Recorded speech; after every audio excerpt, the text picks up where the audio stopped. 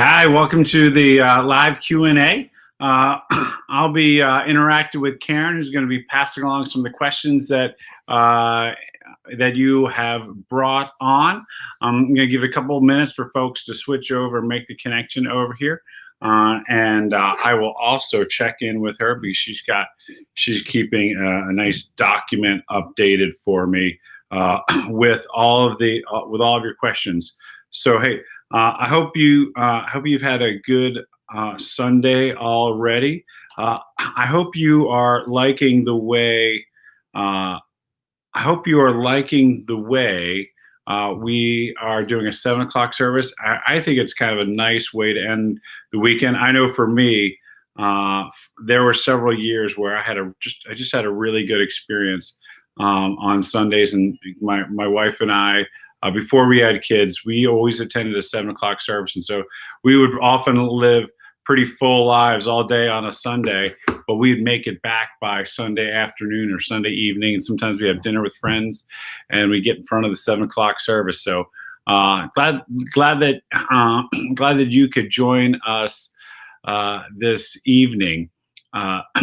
So today, we looked at a couple pretty important questions. The first one we talked about this morning, I need to just kind of walk you through this one. And Karen, feel free to keep me in the loop through our little communication device here. I'm going to first tell you about this ball up here because others have had questions about this. So some people have asked, okay, what is this 76ers ball all about? It's actually not the greatest ball, but I received this several years ago. This is the signature of all the Philadelphia 76ers from the 1986-87 basketball team. And there are 3 Hall of Famers on this. We have Julius Erving, Charles Barkley, and Maurice Cheeks, which to me, that's pretty legit right there. Is some serious legit basketball stars. So anyway, we had a couple questions. I'm gonna take a stab at that first question that had come in. What are some of the resources that have helped you learn to deal when you acknowledged you needed to heal? And I think that's a really good question. I'll tell you what I needed to do. I needed to do it backwards of the way I wanted to do. And this may be, some of us may have different ways about this, but like, I'm a kind of guy that kind of gets into my head about something. And so every time I'd have a problem, I'd pick up a book. Well, you can tell I've got lots of problems. Anyway, so every time I get a problem, I'd pick up a book and I'm like, all right, once I work my way through this book, I will work my way through this problem by thinking it through, by listening to somebody in some fashion or another talk me through the teaching of it. And what I found was that the problems that I was stuck with weren't ones I can think my way through. They were the things that I hadn't processed emotionally. And they were heart, affection, emotions, grief, sadness, fears, anxieties, things that my prefrontal cortex never even got to because they got trumped way earlier in my brain structure. So what I found I needed to do is I literally did a personal intervention on myself. I remember working through, it was a little over 10 years ago. I remember thinking to myself, I have all these things that I'm continuing to work through and struggle with. And like, I can't read anything more about these things. And, you hear in the recovery world, so they'll do an intervention on somebody who may have an addiction or something like that. And all the loved ones will come into their life and they'll say, look, Mark, dude, you got a problem and we're going to be here. We're going to care for you. We're going to help you get to the next thing. Well, this thing wasn't exploding in such a way where the loved ones are going to see this thing and address it. But so I decided I was going to do my own personal intervention. And I just went to people and I said, I need to tell you something. And I went to 3 or 4 people. I just said, you need to know what's going on in my heart, what's going on in my mind, what's going on in my life. These are some things that are out of control. Now, the thing is once it was the act of sharing that with others was the very thing that actually gave me the hope of control. See, I had been trying to control myself by keeping it into myself. But once I brought others in, a couple of things happened. It separated from me in a way that it hadn't before. I released control over what I looked like and who people thought I was. And once I brought others in, I had more self control because I had more people involved to help rein me in. And that began a healing process. Now, and from there, um, I found I found the 12-step process to be tremendously helpful because it has worked people through patterns that have seeped into their character. Jesus will show up and he does miracles for people, but never in scripture does he ever miraculously give people character. And so people have been miraculously delivered from alcohol, but the character that led to the alcoholism and the character that was formed by the alcoholism, that still needs some touch, the touch of God. Well, the 12 steps enables us and gives us practical ways to work through them. And so the 12 steps were tremendously helpful for me. Celebrate Recovery was a great resource for me, but there's a lot of different ways you can get through the 12 steps. From there, I started reading, and there's a couple different things that are really essential. Uh, and what I'm going to say, I didn't necessarily, the self-help literature didn't help me. Self-help literature has always made me a more efficient version of myself, but rarely has it changed the direction of myself.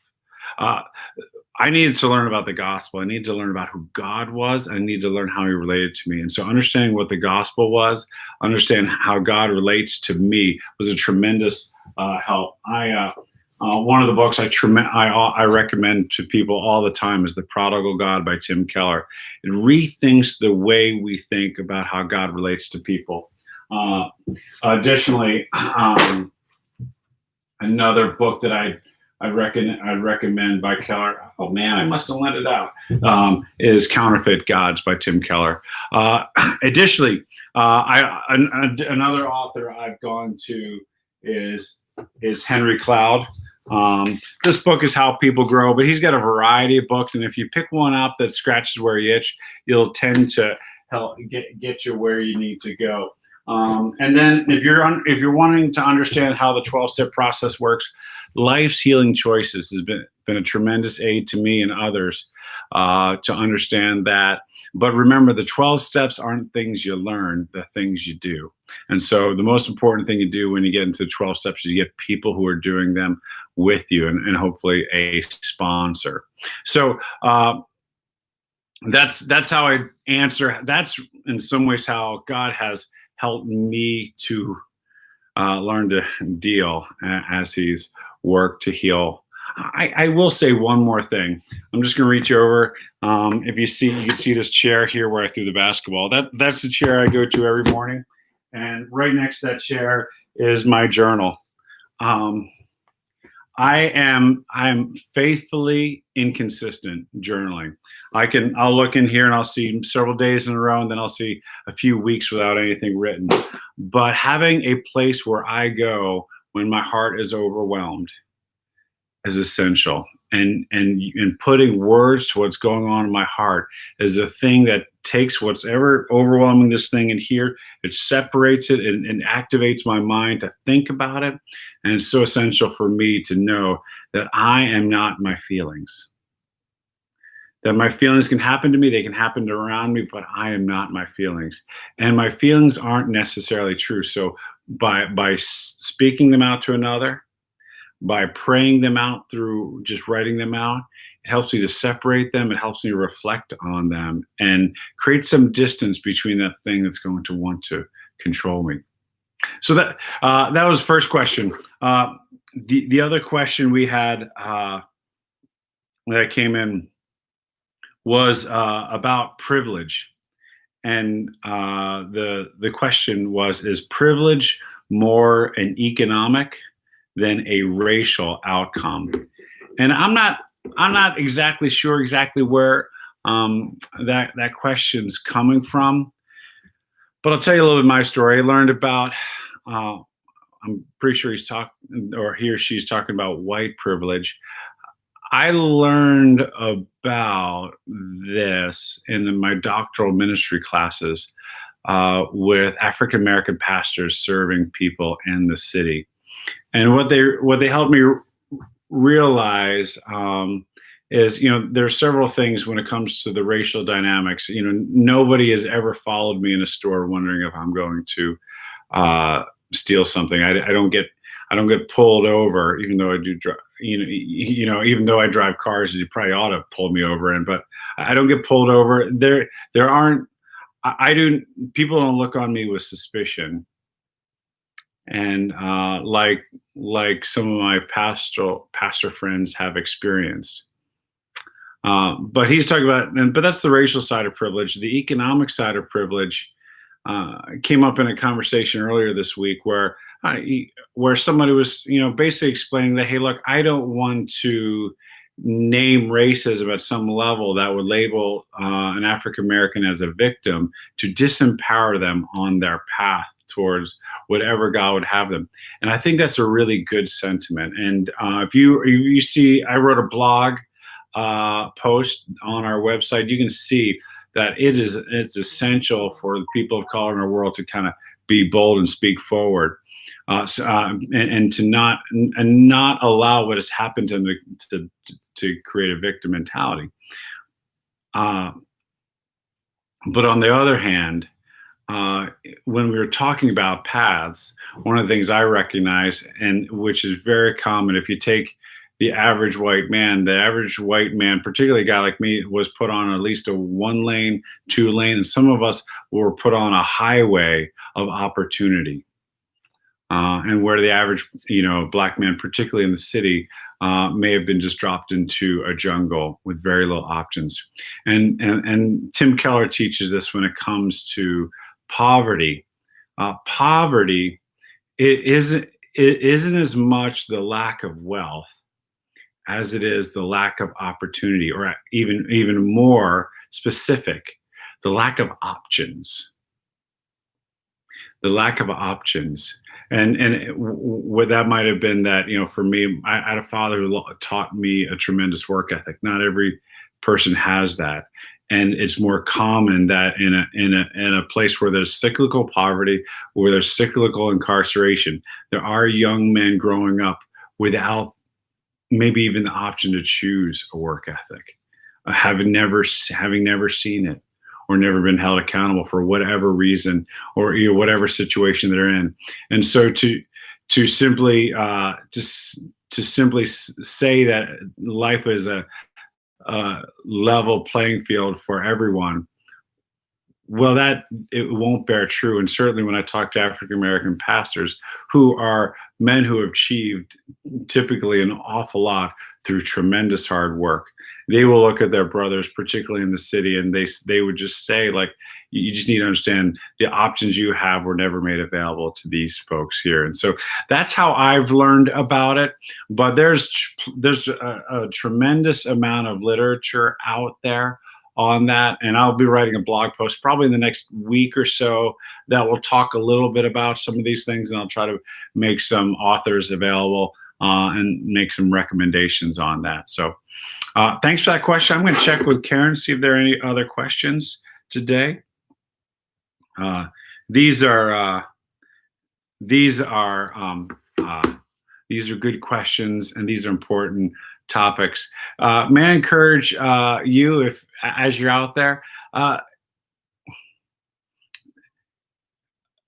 this is an opportunity for us. And one of the criticisms of our culture, one of the criticisms of our society right now, is that with social media, we've lost the ability to have a conversation with someone we disagree with, where it feels like it's an all or nothing thing.